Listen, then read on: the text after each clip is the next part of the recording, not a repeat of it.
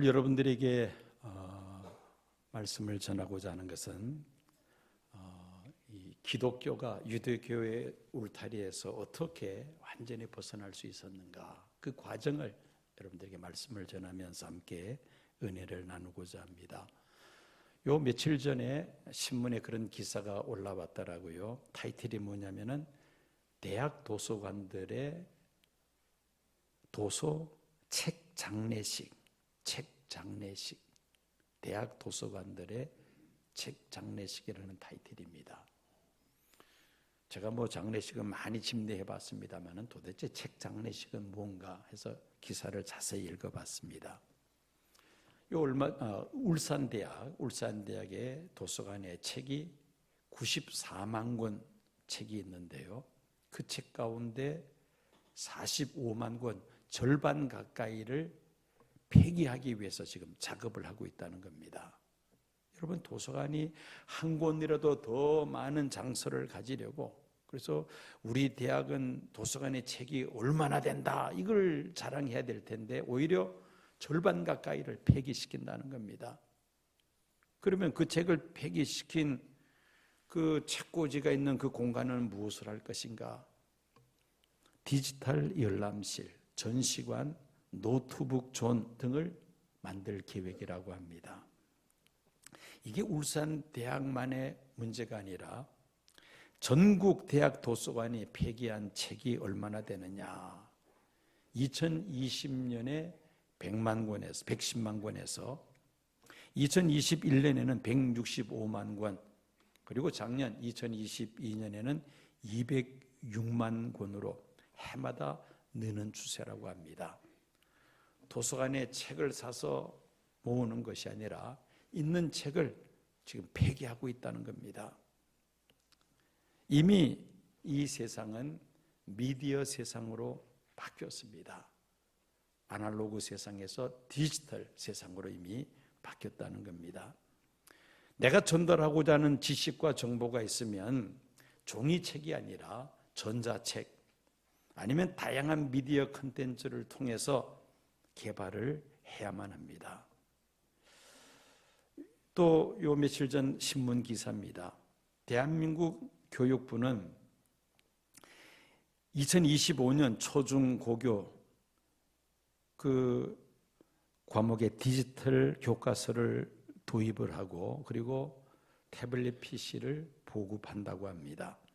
2028년에는 초중고등학교 전 학년에 또 전 과목으로 확대해서 디지털 교과서로 학교에서 공부를 한다는 겁니다.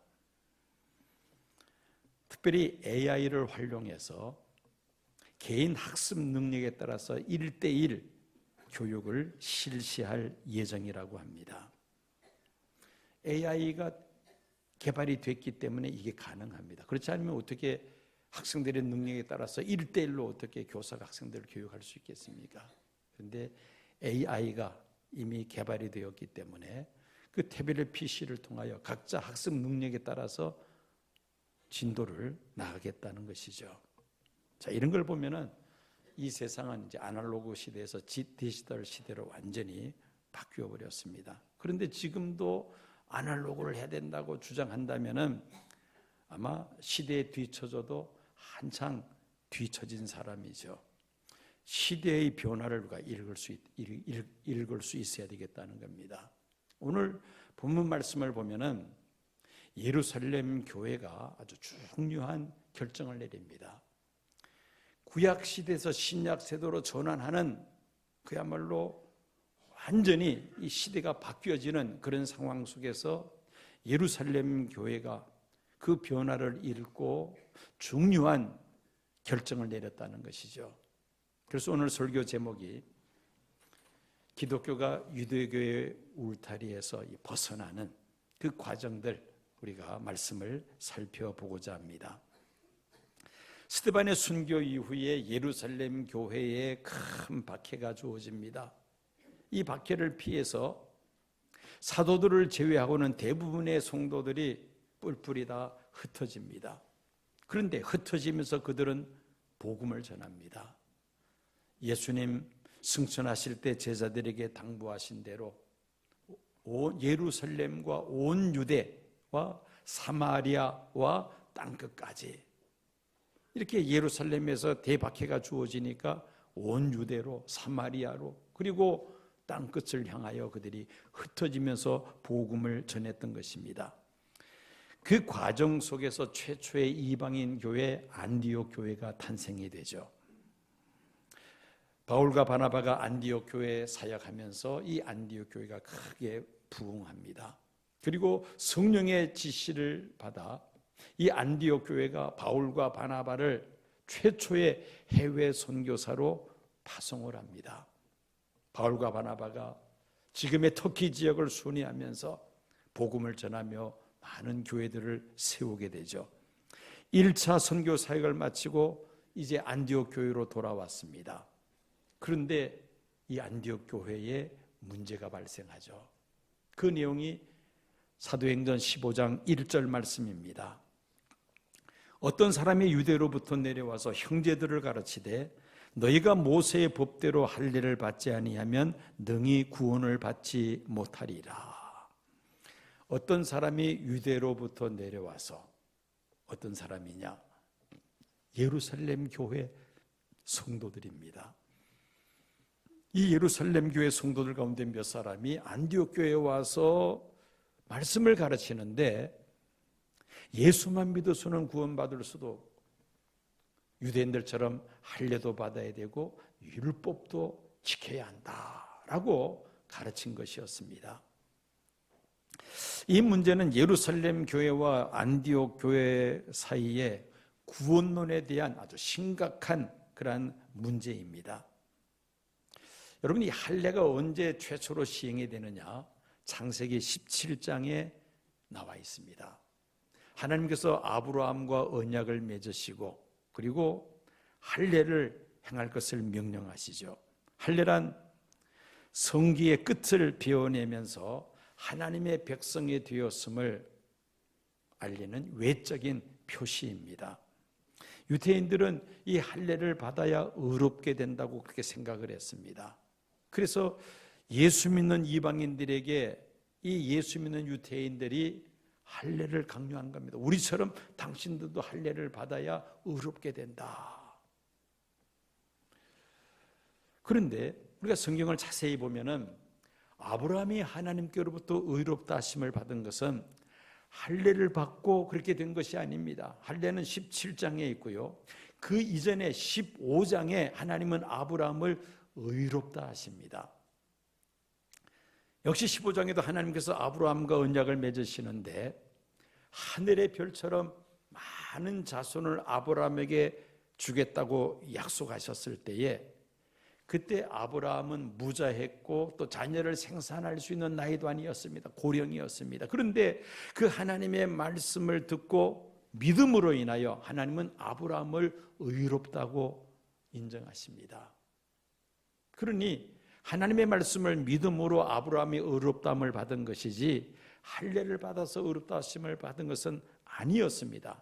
그런데 유대인들은 오래 수천 년 동안 자기들이 할례를 행하면서 할례를 받아야 의롭다고 생각했던 것이죠. 그래서 예수 믿는 이방인들에게 예수만 믿어서는 안 되고 우리처럼 할례도 받아야 된다. 이렇게 할례를 강요했던 것이죠. 유대인들은 이 할례가 아무 문제가 없습니다. 왜? 태어나면서부터 할례를 받아서 태어났고 율법은 수천 년 동안 지켜왔고 또 알고 있기 때문에 율법에 대해서 배울 필요도 없습니다. 문제는 이방인들이죠. 예수 믿는 이방인들. 이 문제 때문에 안디옥 교회에서 예루살렘 교회에서 온 그 유대인들과 아주 큰 변론이 일어납니다. 사도행전 15장 2절 상반절 보면은 바울 및 바나바와 그들 사이에 적지 아니한 다툼과 변론이 일어난지라. 이 문제 놓고 다툼이 일어났다는 것입니다. 이 문제를 해결하기 위해서 안디옥 교회는 어떤 조치를 하느냐면은 바울과 바나바를 예루살렘 교회로 파송하기로 결정을 합니다. 이 문제를 놓고 예루살렘 교회의 그 정확한 의사를 확인하라는 것이죠.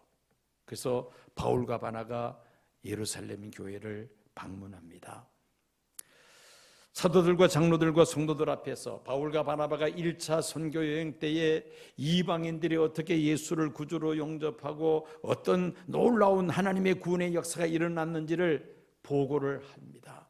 그 말을 듣던 예루살렘 교회 성도들 가운데 바리새파에 속한 사람들이 바울과 바나바를 향하여 무슨 말을 하느냐면은 그것만 가지고 안 된다. 우리처럼 할례도 받아야 되고 율법도 지켜야 구원받는다. 이러면서 또 이제 예루살렘 교회에서 변론이 일어납니다. 사도들과 장로들이 별도로 모여서 이 문제를 가지고 회의를 합니다. 많은 변론이 있은 다음에 이방인 구원 문제를 놓고 결론을 내립니다. 그리고 예루살렘 교회 성도들 앞에서 그 내용을 이제 발표를 합니다. 이때 베드로가 10년 전에 하나님의 지시를 받아서 로마 군대 백부장이었던 고넬료 집에 초청받아 가서 거기서 예수의 복음을 전할 때, 예수님의 부활을 증거할 때에 그때 그 고넬료와 그의 가족들, 친척들이 유대인들과 똑같이 성령의 충만을 받고 방언을 하고 하나님을 높이며 찬양했던 그 10년 전 사건을 베드로가 예루살렘 교회 앞에 설명하면서 이방인들에게 할례와 율법을 강요해서는 안 된다는 그러한 발표를 하죠. 그리고 예루살렘 교회 감독인 예수님의 아우 야고보는 구약 성경 아모스를 인용하면서 이방인 구원 문제를 놓고 이제는 더 이상 할례와 율법을 강요해서는 안 된다는 그런 말을 합니다. 단 우상의 더러운 것, 즉 우상에 바쳐진 제물과 음행과 목며 죽인 것과 피를 멀리해야 한다고 결론을 내리고 예루살렘 교회에서 공식적으로 이런 결정을 합니다. 이 결정은 매우 중요한 결정입니다. 만약에 예루살렘 교회가 이런 결정을 내리지 못하고 그 교회 안에 있는 유대 율법주의자들이 주장하는 것처럼 예수를 믿을 뿐 아니라 할례도 받아야 되고 그리고 율법도 지켜야 된다고 그렇게 만약에 결론을 내렸다면은 기독교는 유대교의 한 분파로 전락하고 말았을 것입니다. 이방인 구원과 관련해서 예루살렘 교회에서 이렇게 중요한 결정을 내림으로 이 기독교는 유대교의 울타리에서 완전히 벗어나게 됩니다. 세계인의 종교로서 그렇게 자리매김을 하게 되었다는 겁니다. 자, 이렇게 중요한 결정을 예루살렘 교회가 내렸는데 그럼에도 불구하고 우리가 교회 역사를 보면은 이 유대 율법주의자들이 계속해서 교회를 어지럽힙니다. 특별히 바울이 이방인의 사도로서 이방 나라를 다니면서 복음을 전할 때에 바울을 가장 괴롭혔던 사람이 누구냐? 바로 이 유대 율법주의자들입니다. 그들은 바울을 따라다니면서 복음을 전하지 못하도록 회방을 놓았던 것입니다. 우리가 이해하기가 어려운 부분이 또 하나 있습니다. 갈라디아서 2장을 보면은요, 베드로가 바울에게 공개적으로 책망받는 그러한 사건을 기록하고 있습니다. 베드로가 안디옥 교회를 방문해서 안디옥 교회 성도들과 식사를 하고 있을 때였습니다. 그때 야고보가 보낸, 즉 예루살렘 교회에서 온 유대인 성도들이 그 식사하는 자리에 들어옵니다. 그 모습을 보고 베드로가 그 식사 자리에서 일어나 그 길을 떠납니다. 빠져나갑니다. 또 베드로가 나가는 모습을 보고 바나바도 함께 뒤따라서 그 자리를 떠납니다. 왜 안디옥 교회 성도들과 함께 식사를 하다가 베드로가 그 자리를 떠났느냐? 이유가 있습니다. 레위기 11장을 보면은 유대인들이 먹어서는 안 되는 그런 음식들이 쭉 기록이 되어 있습니다. 이방인들과 같이 예수는 믿지만은 이방인들과 함께 이방인의 초청을 받아서 식사를 하다 보면은 그 이방인들이 주는 음식에는 레위기 11장에서 금하고 있는 그런 음식들이 그 속에 따라다니는 것이죠. 그 속에 포함이 되어 있을 가능성이 얼마든지 있습니다. 그래서 경건한 유대인들은 이방인들과 함께 식사하기를 꺼려합니다. 왜? 나도 모르는 사이에 이방인이 주는 그 음식을 먹다가 레위기 11장에 기록된 먹어서는 안 되는 음식을 먹을 수도 있기 때문입니다. 그래서 이방인들과 함께 식사하는 것을 금기시했던 것이죠. 지금 예루살렘에서 안디옥 교회를 방문한 베드로가 그 안디옥 교회 성도들과 함께 식사하다가 예루살렘 교회에서 성도들이 그 자리에 오니까 그 자리를 빠져나가 버리고 말았습니다. 수천 년 동안 몸에 배워왔던 이 율법 문제, 베드로도 거기에서 자유로울 수가 없었다는 겁니다. 그래서 바울이 공개적으로 베드로를 책망하죠. 여러분, 바울이 베드로를 책망할 만한 그런 위치에 있는 사람이 아닙니다. 왜냐하면 베드로는 예수님 3년 공생의 기간 동안에 함께 따라다니면서 동고동락한 제자이면서 또 12명의 제자 가운데 수제자 아니었습니까? 바울은 예수님 부활 승천 후에 나중에 예수 믿게 되었고 사도로 부르심을 받아 사역을 하는 사람입니다. 서열을 따진다면은 베드로와 바울은 사실 비교하기가 어렵죠. 베드로가 한창 앞선 사람 아닙니까? 그럼에도 불구하고 이 바울이 공개적으로 베드로를 책망합니다. 한번 성경 보시기 바랍니다. 갈라디아서 2장 14절 하반절입니다. 내가 유대인으로서 이방인을 따르고 유대인답게 살지 아니하면서 어찌하여 억지로 이방인을 유대인답게 살게 하려느냐.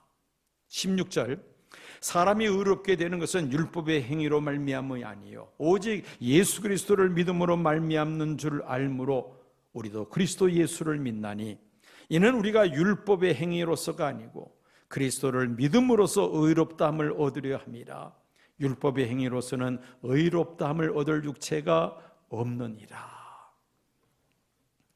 예루살렘 교회 회의를 할 때에 베드로가 중요한 발언을 해서 그래서 예루살렘 교회가 이방인 구원 문제에 대해서 중요한 결정을 내렸음에도 불구하고 베드로가 안디옥 교회 성도들과 식사하다가 그만 큰 실수를 저지르고 말았다는 겁니다. 그것을 바울이 공개적으로 베드로를 책망했던 것입니다.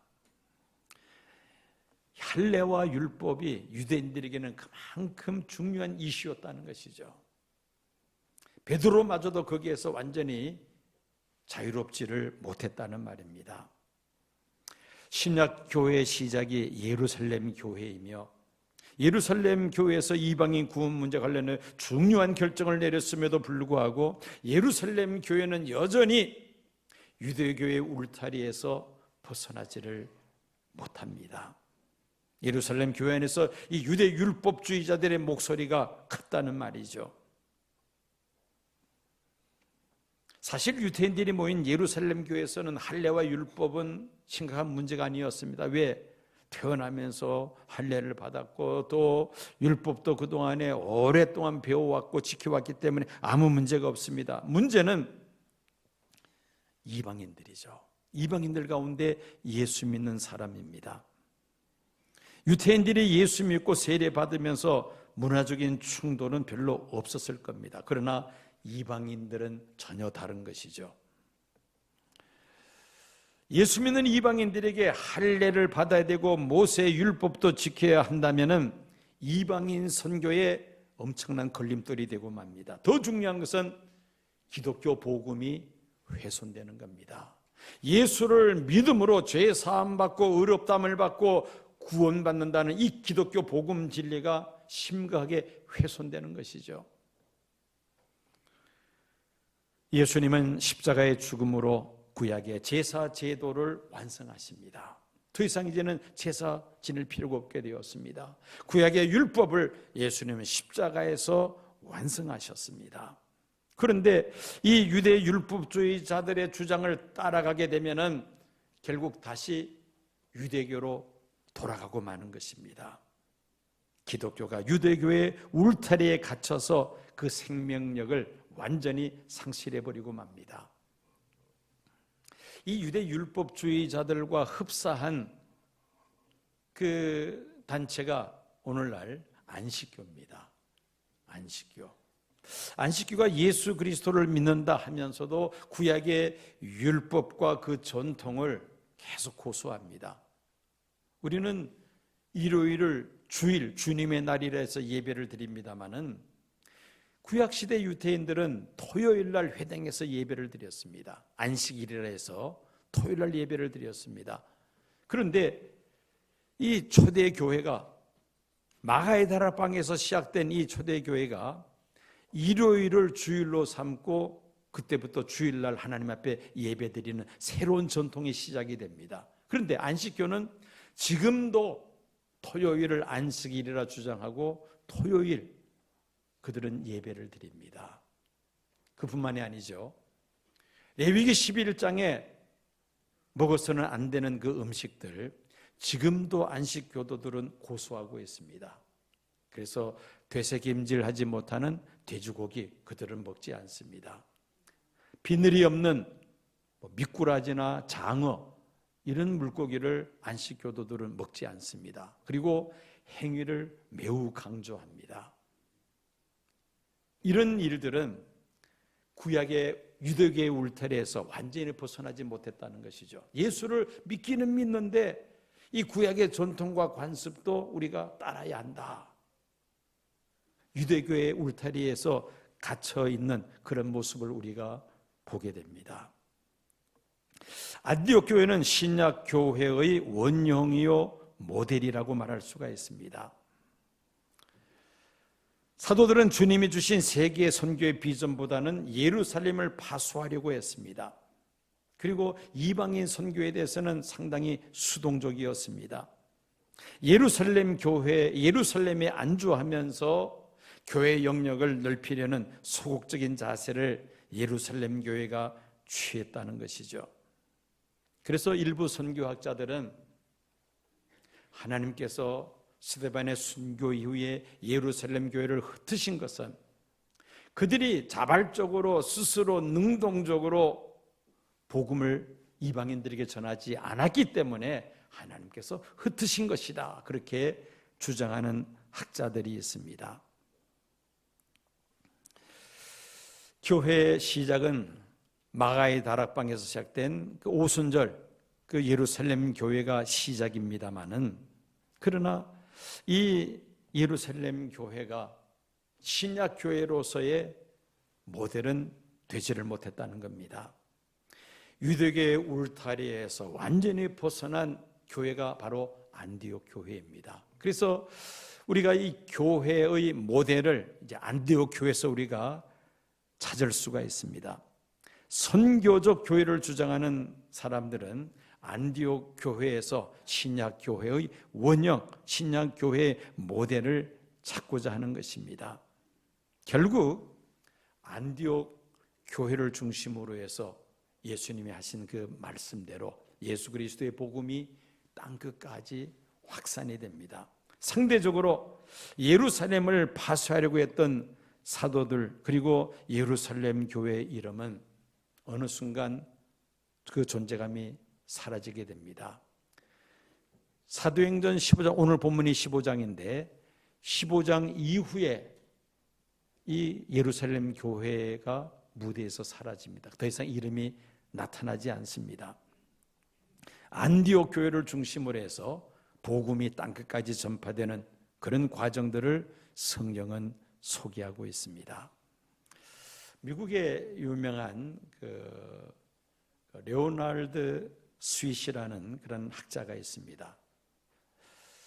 이 레오나르드 스윗은 교회를 네 가지 유형으로 그렇게 구분을 합니다. 박물관 교회, 현상 유지적 교회, 목회적 교회, 그리고 선교적 교회, 이렇게 네 부류로 구분을 합니다. 유럽 교회는 이미 박물관 교회가 되고 말았습니다. 그리고 미국 교회는 현상 유지적 교회에서 박물관 교회로 지금 변화하고 있다, 그렇게 말합니다. 자, 그렇다면은 우리 한국 교회는 어떠한가? 한때 10만 명의 선교사를 해외로 파송합시다, 그러면서 선교 운동이 활발하게 전개되었습니다마는 어느 때부턴가 목회적 교회로, 그리고 코로나 이후로부터는 현상 유지적 교회로 지금 탈바꿈하고 있습니다. 여기에서 새로운 변화가 없으면은 아마 이 유럽 교회를 따라서 박물관 교회로 전락될 수도 있을 것입니다. 여러분, 우리가 살고 있는 이 세상은 정말 급변하고 있는 이 세상입니다.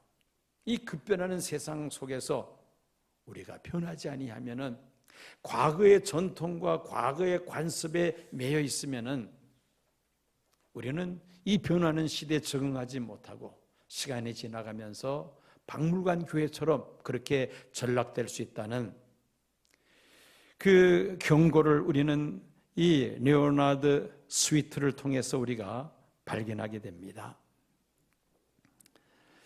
한국 교회가, 우리 시온 교회가 정말 이 급변하는 시대 상황 속에서 자칫 과거에 함몰되지 않도록 우리가 신경을 써야만 합니다.